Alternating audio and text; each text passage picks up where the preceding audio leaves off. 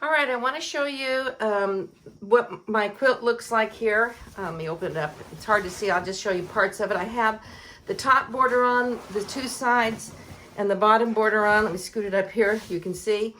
I've got, I have to now check out my corners to see if they're correct. Notice that I still have this big flap of 2 inches of a seam allowance down here because I haven't trimmed that off yet because I have to actually check my borders to see if they're correct. So this is before I trim. So this is how I do that. This is a big piece of fabric. So let me just see if I can fold this up for just a second here and get some of that out of my way. There we go. So that you can clearly see what I'm doing. Okay, so what I want to look at is, I'll start with this corner right here because I've kind of made that. So you're going to get out a ruler.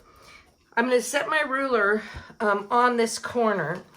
And here's what I'm checking. I want to check this purple sashing and this one here and see, is it square? Have I come in accidentally at all? So if I just lay this ruler on here, and I'm going to get a dark line on my ruler and stick it right on this seam line. Then I'm going to get a dark line right here. I'm going to set it right on this seam line. And when I do that, I'm checking to see, scoot that up a little so that you can see right there. What I'm checking to see is this. My outside seams look pretty fabulous, actually. My inside seams are also exactly on the same, that's 1.5 inches. They're both exactly on the 1.5 inches. Okay, wow, look over here. This one is also on exactly. So I can actually do a perfect square inside here and on the outside. So this corner is absolutely perfect.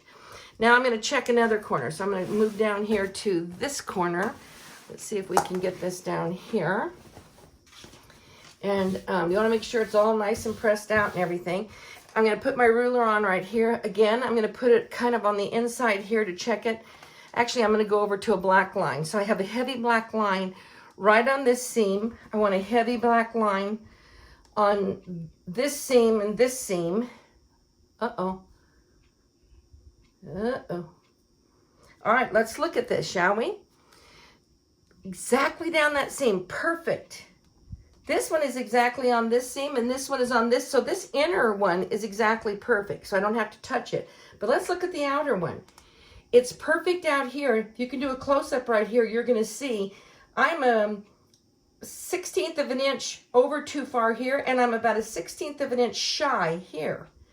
Bad news. So what I have to do is I'm going to pick out about 4 inches on this side of the seam and about 5 inches on this side, because I can see it starts right about here and I'm shy as I go down. I have too much on this side. I have not enough on this side, because this piece of sashing has to look square.